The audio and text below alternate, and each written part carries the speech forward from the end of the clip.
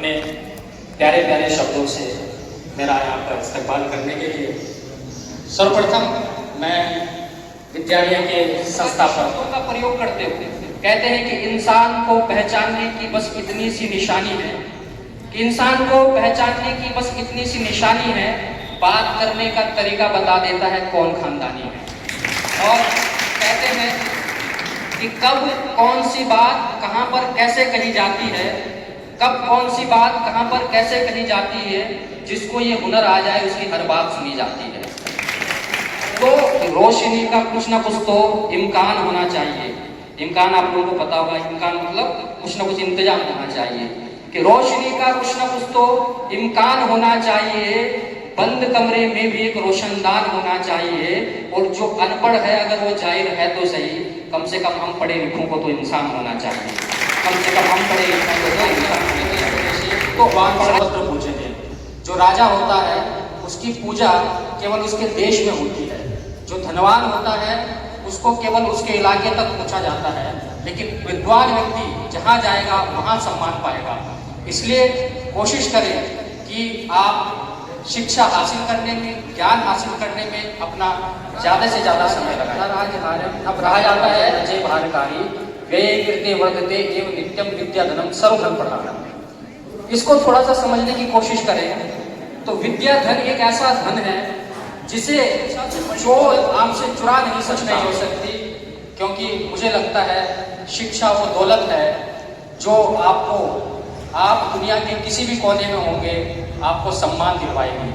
कहते हैं कि राजा पूजते स्वदेशे विद्वान सर्वत्र पूजते।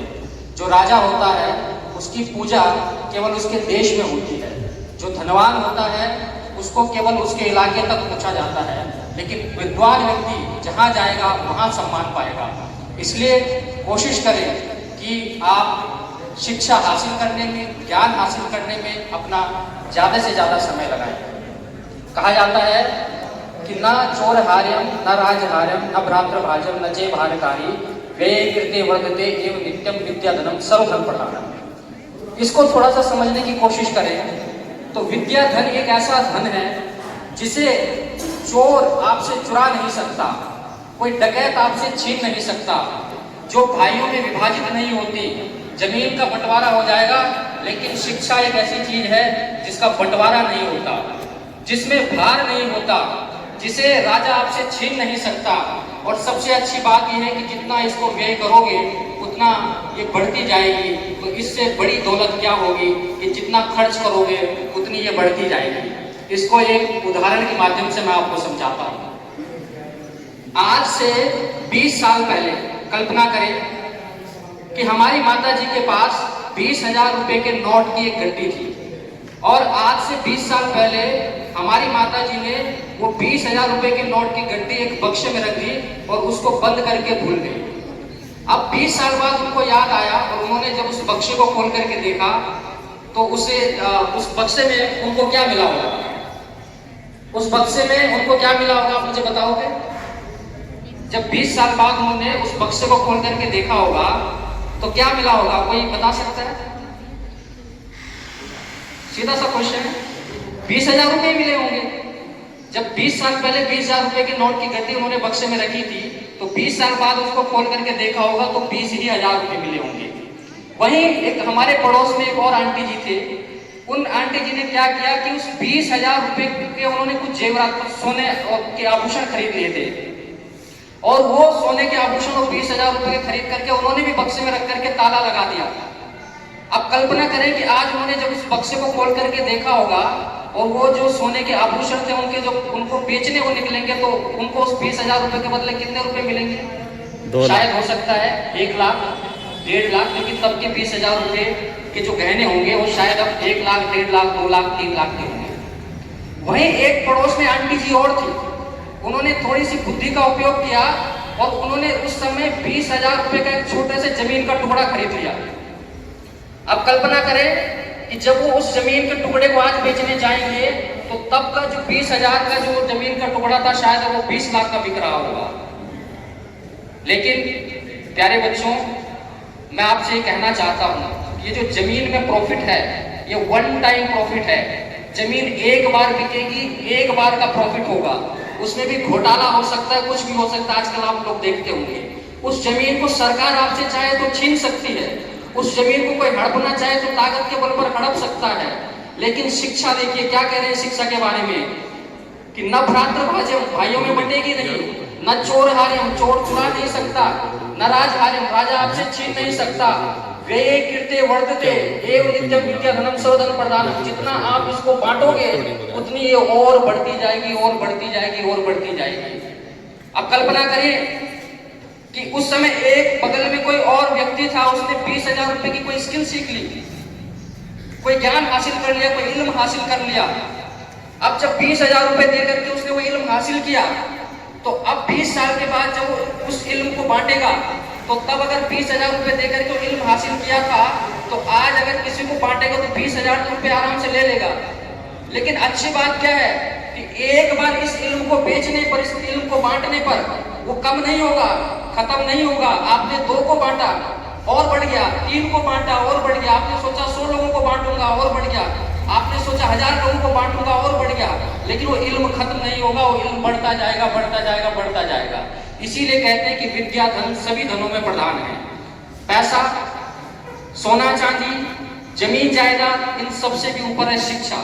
इसलिए मैं अभिभावकों से विशेष रूप से अनुरोध करूंगा कि 2 वक्त की रोटी भले कम खा लो, 1 वक्त की रोटी खा करके गुजारा चला लो, लेकिन बच्चों को शिक्षा जरूर दो, बच्चों को स्कूल में जरूर भेजो, बच्चों की शिक्षा पे पैसा लगाओ, क्योंकि ये जो पैसा है ये आपको हमेशा सबसे अच्छा इंटरेस्ट देगा। अब मैं यहाँ पर बच्चों से मुखातिब होते हुए भी कुछ बात बोलना चाहता हूँ। केवल स्कूल में जाना, एग्जाम पास करना, डिग्रियां हासिल करना ये इल्म नहीं होता। कहते हैं कि डिग्रियां तो केवल इल्म के खर्चे की रसीदें हैं। जो सर्टिफिकेट आपको मिलता है उसके लिए जो पैसा आप देते हो, जो डिग्रियां वो केवल उसकी रसीद है। असली इल्म वो है जो आपके किरदार में झलके, आपकी बातों में झलके, जो आपके व्यवहार में झलके। आप किसी से कैसे व्यवहार करते हो, इससे आपके इल्म का पता चलता है। आप किस तरह के शब्दों का प्रयोग करते हो। कहते हैं कि इंसान को पहचानने की बस इतनी सी निशानी है, कि इंसान को पहचानने की बस इतनी सी निशानी है, बात करने का तरीका बता देता है कौन खानदानी है। और कहते हैं कि कब कौन सी बात कहां पर कैसे कही जाती है, कब कौन सी बात कहां पर कैसे कही जाती है, जिसको ये हुनर आ जाए उसकी हर बात सुनी जाती है। तो आप लोगों ने केवल स्कूल में आकर के किताबें नहीं रखनी है, आपने केवल एग्जाम पास नहीं करना है, बल्कि अपने किरदार को मजबूत करना है, अपने व्यक्तित्व को निखारना है, अपनी पर्सनैलिटी को बेहतर बनाना है। अगर आप कहीं पे खड़े हो, कहीं पे आप 2 शब्द बोल रहे हो, तो आपके शब्दों से लगना चाहिए कि ये पढ़ा लिखा व्यक्ति है। आज आप देखते होंगे दुनिया में बहुत अप्रिय घटनाएं हो रही है, कई ऐसी चीजें हो रही है जिन्हें देख करके मन बिल्कुल उद्वेलित हो जाता है। बहुत सारी चीजें, लोग अलग अलग चीजों के नाम पर लड़ रहे हैं, जमीन जायदाद के नाम पर लड़ रहे हैं, जातियों के नाम पर लड़ रहे हैं, धर्म के नाम पर लड़ रहे हैं। लेकिन शिक्षा एक ऐसी चीज है जो आपको इन सब से ऊपर उठा देती है। इसीलिए प्रत्येक व्यक्ति का शिक्षित होना बहुत जरूरी है। मैं कहता हूँ कि रोशनी का कुछ ना कुछ तो इम्कान होना चाहिए। इम्कान आप लोगों को पता होगा, इम्कान मतलब कुछ ना कुछ इंतजाम होना चाहिए, कि रोशनी का कुछ ना कुछ तो इम्कान होना चाहिए। बंद कमरे में भी एक रोशनदान होना चाहिए।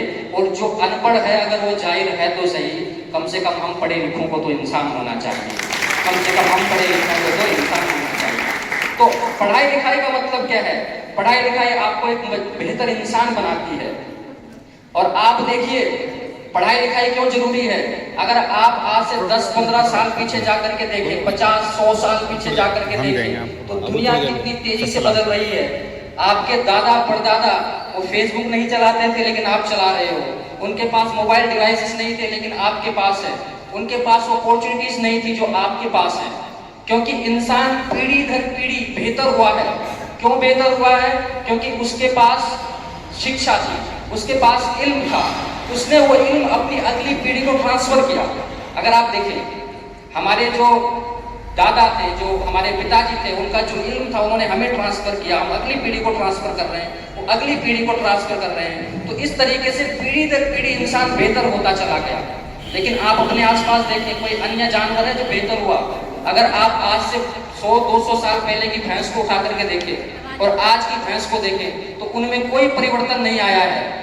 बंदर को उठा करके देखें, आज से 100-200 साल पहले के बंदर, आज के बंदरों में कोई ज्यादा परिवर्तन नहीं हो, तब भी डाल से डाल पे उछल कूद कर रहे थे और आज भी वही कर रहे हैं। लेकिन इंसान बेहतर हुआ है और इस बेहतरी में उसके इल्म की बहुत बड़ी भूमिका है, उसके ज्ञान की बहुत बड़ी भूमिका है। तो ज्ञान ही है जो इस दुनिया को बेहतर बनाएगा, जो समाज को बेहतर बनाएगा, जो परिवार को बेहतर बनाएगा, जो आप लोगों को बेहतर बनाएगा। इसीलिए अपने बच्चों को स्कूल जरूर भेजें, बच्चियों को स्कूल जरूर भेजें, कहते हैं विशेष तौर पर, क्योंकि एक लड़का पढ़ेगा तो एक घर को रोशन करेगा, लेकिन एक लड़की पढ़ेगी तो 2 घरों को रोशन करेगी। इसलिए बच्चों को सबको पढ़ाने पर हमको जोर देना है और पेरेंट्स की ये विशेष भूमिका रहनी चाहिए कि वो अपने बच्चों को एक अच्छी दिशा दें, उनको शिक्षा के लिए प्रेरित करें, ज़्यादा से ज़्यादा हम उनको अच्छी गाइडेंस दें। एक अंकल जी कह रहे थे कि कुछ ऐसी बात हो रही थी हमारे एक दिन, तो कुछ बात निकल कर क्या कि फसल के बारे में, क्या फसल अच्छी नहीं हो रही है। तो उन्होंने अपना दुखड़ा रोते हुए कहा कि बेटा तुम फसल की बात कर रहे हो, यहाँ तो फसल अच्छी नहीं हो रही है, हमारे गांव में आकर के देखो वहाँ तो नस्ल ही खराब हो गई। तो ऐसा क्यों हो रहा है? एक भाई साहब मेरे पास आए, वो अपने बच्चों की शिकायत करते हुए एक बात कहते हैं मुझे। वो कहते हैं कि लानत है ऐसे बच्चों पे जो अपने माँ बाप की नहीं सुनते। और मैं थोड़ा सा कड़वा जरूर बोलता हूँ, लेकिन वही बात बोलता हूँ जो मुझे लगती है कि होनी चाहिए। तो उन्होंने कहा कि लानत है ऐसे बच्चों पे जो अपने माँ बाप की नहीं सुनते। तो मैंने कहा कि भाई साहब अपनी थोड़ा शब्दावली को बदलिए और ये कहने के बजाय कि लानत है ऐसे बच्चों पे जो अपने माँ बाप की नहीं सुनते, एक बार आप ये क्यों नहीं कहते कि लानत है ऐसे माँ बाप पे जिनके बच्चे उनकी नहीं सुनते। तो अगर ये तालियां नहीं बजानी है, हालांकि ये पेरेंट्स के लिए, बच्चों के लिए नहीं है, पेरेंट्स के लिए इसलिए है क्योंकि अगर बच्चे गलत दिशा में जा रहे हैं, अगर फसल खराब हो रही है तो इसमें किसान की गलती है, अगर बच्चे खराब हो रहे हैं तो इसमें माँ बाप की बहुत बड़ी भूमिका है। अगर हमें बच्चों को सही दिशा देनी है तो सबसे पहले हमें भी सही दिशा में कदम आगे रखने चाहिए, क्योंकि बच्चे हमको फॉलो करेंगे। तो मैं अंत में अपनी वाणी को विराम देते हुए यही कहूँगा कि ये विद्यालय गाँव में बहुत अच्छा काम कर रहा है बच्चों को शिक्षा देने का, और जैसा कि मुझे अवगत कराया गया है कि बहुत अच्छा रिजल्ट इस बार स्कूल का रहा, बच्चे काफ़ी अच्छे नंबर्स लेकर के आए।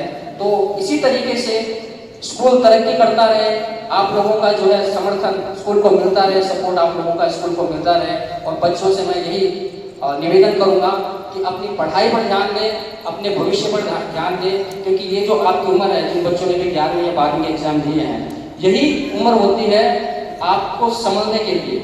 लेकिन अक्सर इसी उम्र में आकर के लोग, मैं देखता हूँ कि वो भटक जाते हैं। तो ये समझने की उम्र है, इस उम्र में अगर आपने सही दिशा पकड़ ली तो आपका जीवन बेहतर हो जाएगा। इसलिए किताबों का सहारा लें, ज़्यादा से ज़्यादा किताबें पढ़ें, ज़्यादा से ज़्यादा इल्म हासिल करें और अपने भविष्य को बेहतर बनाने की दिशा में यूँ ही आप लोग मेहनत करते रहें। बहुत बहुत धन्यवाद। बहुत बढ़िया, बहुत अच्छी बात, कीमती बातें रावत जी आपको बता दें।